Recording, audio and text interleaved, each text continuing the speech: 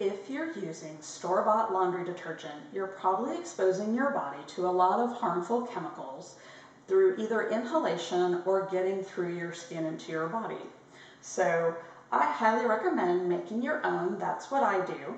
There's plenty of recipes online and on Pinterest. There's powders and liquids. Today I'm going to show you my favorite DIY laundry liquid, and I'll tell you why. A lot of recipes to make your own liquid will have you making it in a big plastic bucket with really hot water, and that leaches chemicals into what you're making.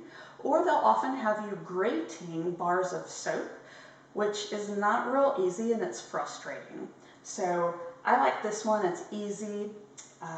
What you do is you start with a pot on the stove. You're going to use a full gallon of water, which is 4 quarts or 16 cups. So you put a 1/4 cup of super washing soda in the bottom of the pot, add just enough water to cover it, turn it on, heat it up, and stir it till dissolved. Then add a 1/4 cup of your baking soda, same thing, stir it until it's well mixed and dissolved. Then you're going to slowly add all the rest of your water and get it warm. And the last thing you're going to add is 6 tablespoons of liquid castile soap.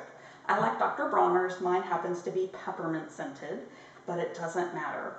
Add it at the end, not during the other process, or you can end up with this giant, overwhelming, bubble sudsy mess. So you stir that in at the end, and then I let it cool, and then I like to add 10 to 15 drops of essential oils. Again, this is already peppermint, but you could add more, or citrus, or eucalyptus, lavender, whatever you like. Then once it's fully cooled and mixed, I like to put it in a container, preferably glass, and you use a 1/3 cup per load. I like to shake and jostle the bottle to mix it before I pour it in. And that's it.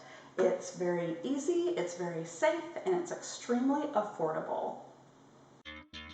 Research shows that clicking the thumbs up and subscribe button will make fingers healthy and strong, and besides, it's free.